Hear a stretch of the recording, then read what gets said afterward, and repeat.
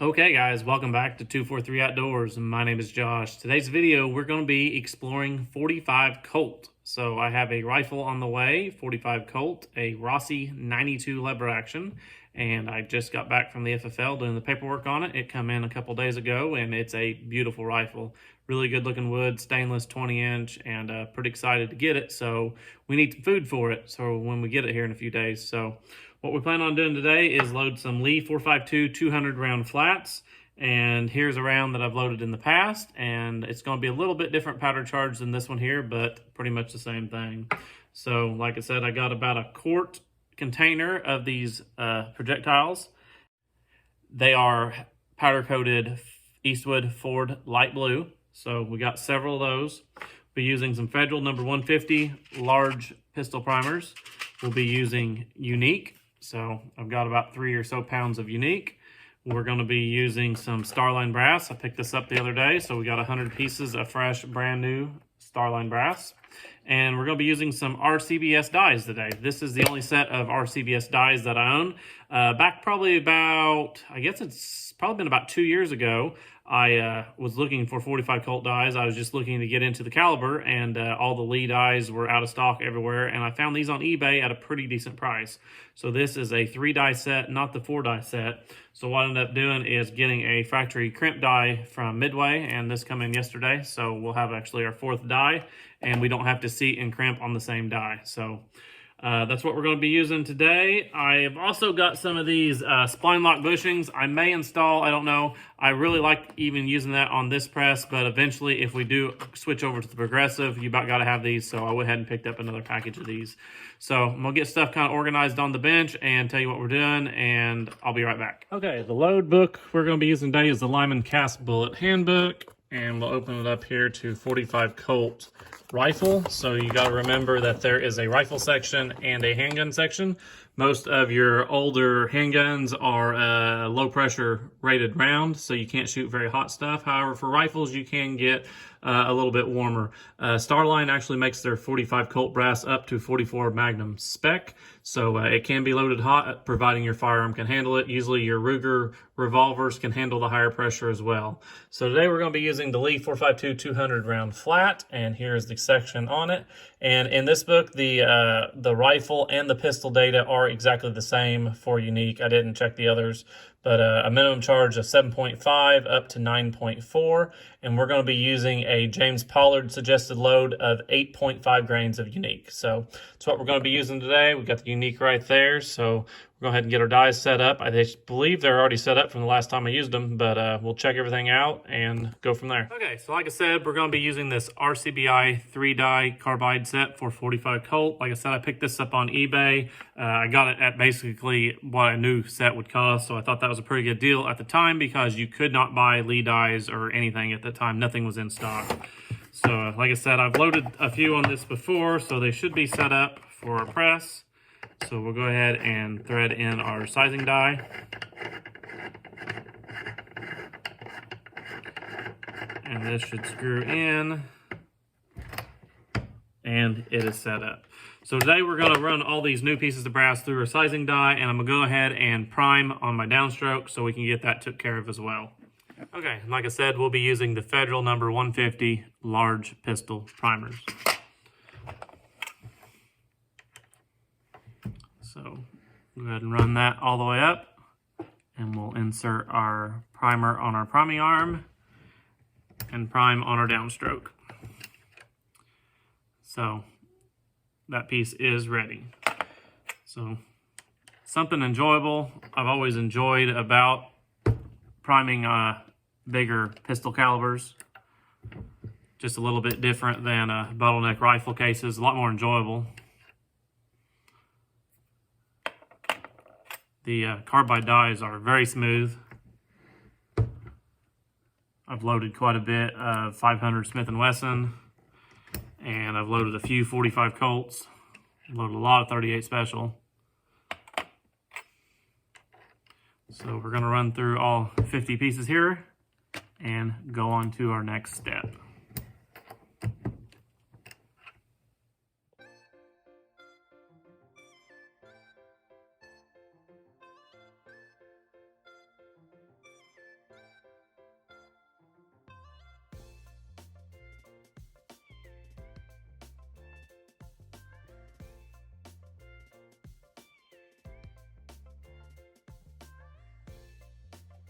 Okay, I got 2 pieces left to size and prime. Goes pretty fast. This is the Lee Classic Cast Press, if you were wondering.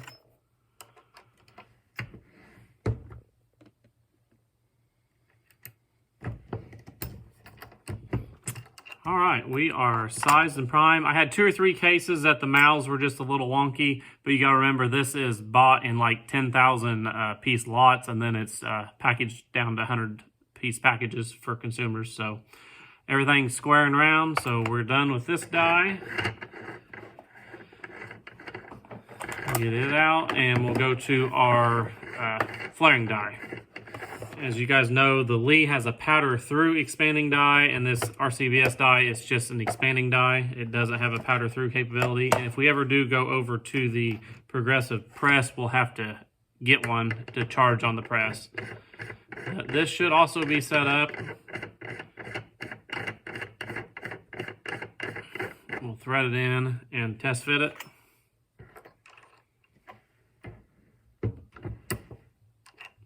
So I have one of our rounds here, and it's gonna need just a little bit more.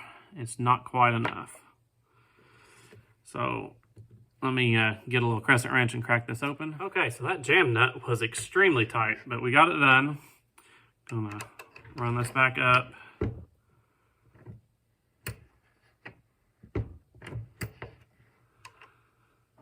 It's just gonna be a little trial and error.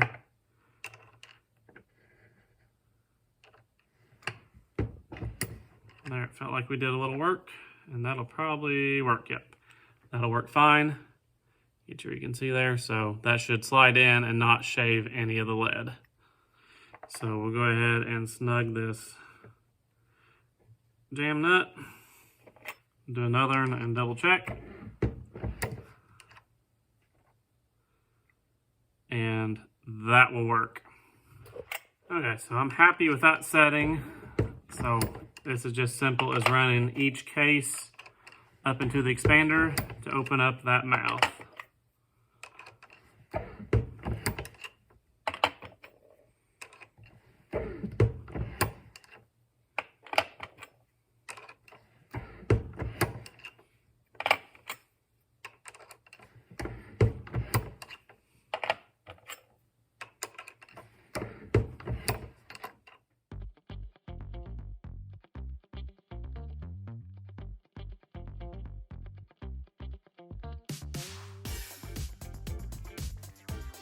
All right, next we are going to move over to our charging station and top off our powder hopper with some Unique.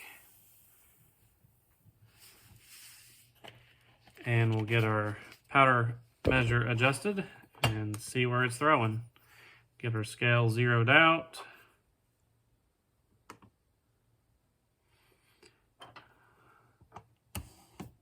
I have no clue where this is set, so we're going to throw just a couple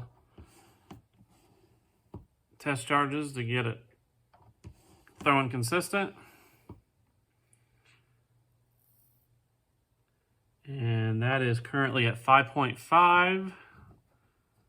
So let's open it up just a little bit more.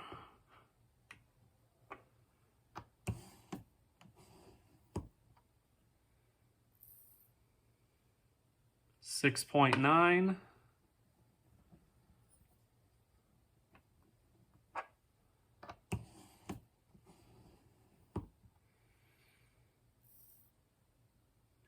$8.5. I believe that's where we want to be. Throw another in here.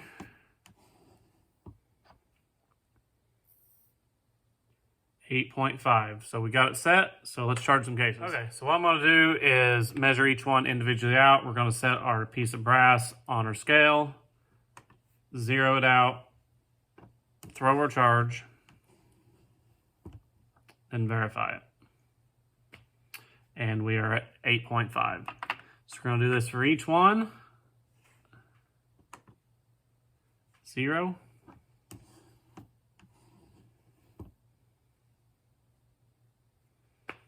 and 8.5. So we could probably just throw each one out of the measure. Unique throws pretty good, so they're probably not more than probably a tenth or so difference, but just to be on the safe side here, I'm going to do this way.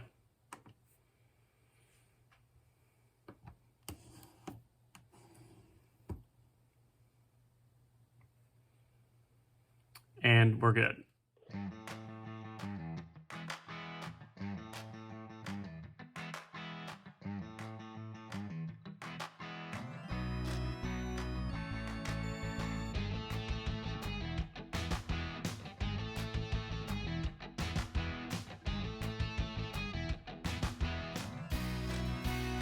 Okay, got 2 left, and I've been just running a grain under or a grain over. I had one at 8.7 and one at 8.2, so it's throwing fairly consistent, and for plinking ammo, that's perfectly fine. We may want to shoot a few of these rounds at paper, so I just want them all exact, so I'm making sure they're all 8.5 exactly. That one is 8.6, so what I do is just get a couple flakes to fall out. And we are back at 8.5. So our last one here,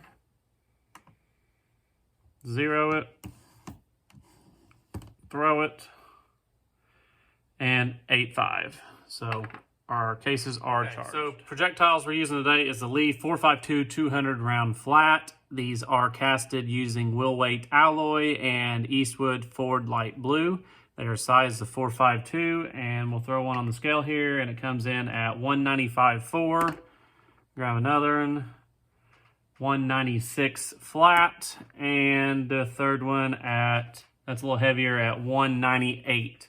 So we're just under that 200 grain threshold. So let's move over, get our bullet seating die in, and seat some projectiles. So our seating die today comes with 2 seating stems. We have one for a round nose and one for a flat nose.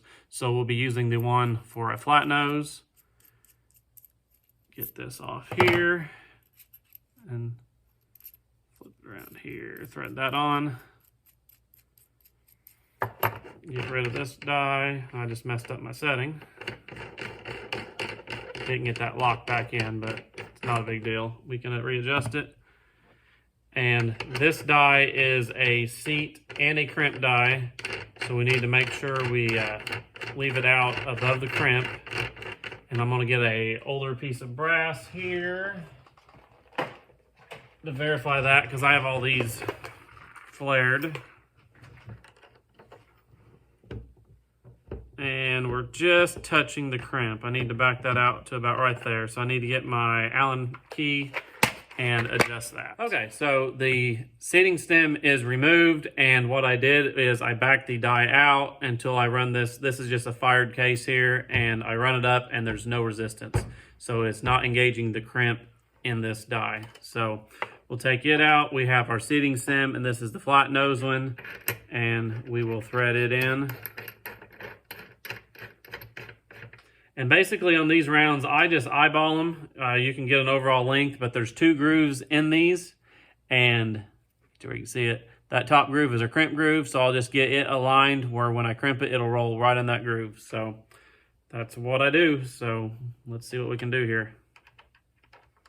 And it's just a little bit of trial and error at the beginning till you get it set where you want it. So that did nothing. And that's about where we need to be, so about went too far.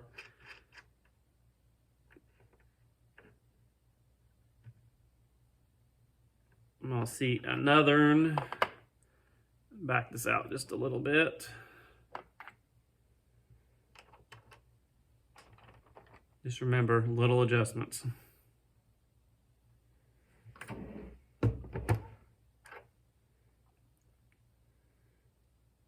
So yeah, that could just go ever so slightly a little more. Try right there. And I think I'm pretty happy with that. Just touch this one. Yep, that'll work. So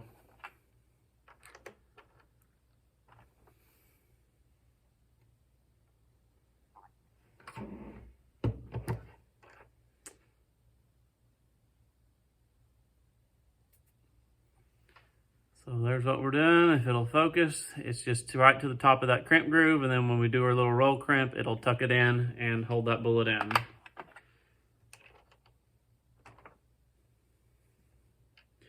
Try to set the bullet on about as straight and as square as you can. And I think that will work.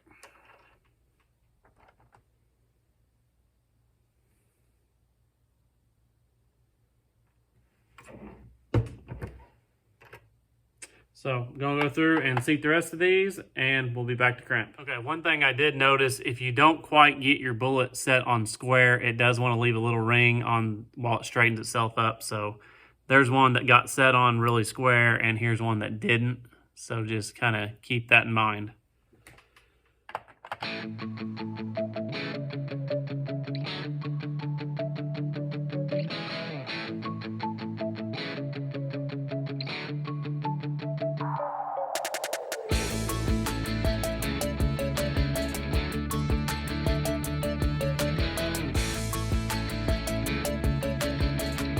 Okay, we got all 50 rounds seated. Now we are ready to crimp. So we're going to remove our seating die and insert our new Lee crimp die. Bought this one individually, so it's in this little case. And the instructions say to screw it in until it touches the shell plate or the shell holder. We'll go ahead and back that out a little bit.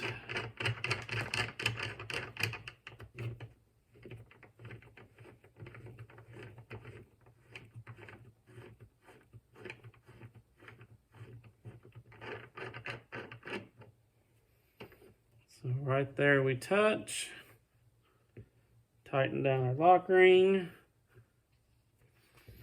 and we are going to insert our case and run it up till we feel, okay, right there it's touching. So for a light crimp, we're going to give it just a little bit of a turn. And that's rolling it in. I think we need to go just ever so slightly a little more.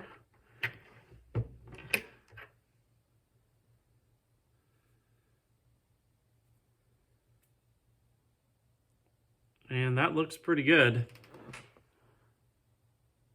So in a revolver or a lever gun under recoil, it can cause your bullet to unseat. So in the magazine tube or in a cylinder, so you definitely want to make sure you have a crimp. It also gives consistent neck tension, and it just keeps everything from falling apart. So let's run another in here and see what we think about it. And I don't see nothing wrong with that. That's one that's got a little bit of a line from the seating stem for not getting it square, but I think that'll work.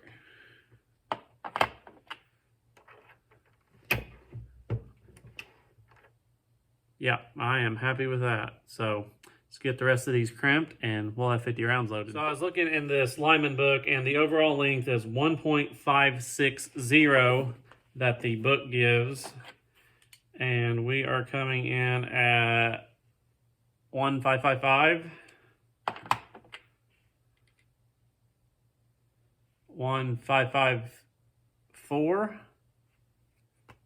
Drop that one. And our third one is 1.555. So pretty close to the book number, and that's just eyeing it into the crimp groove. And that's what I like to do for these.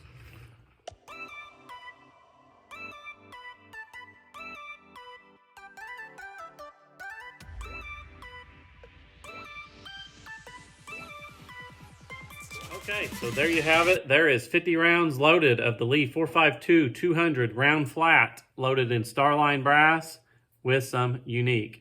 These are going to be great plinking rounds for when we get a rifle. So I'm going to get these boxed up, and that's all for today. So stay tuned for another video. We'll be out on the range seeing how these do. We'll run a few through the chronograph and see how accurate they are. But I have no plans of buying any factory ammunition for this rifle. Everything will be hand loads. Also have some Hornady 240 XTP mags. So if we want to load some hotter hollow points, I have some of them on hand we can do as well. So that's all for today. Thanks for watching, and we'll catch you next time.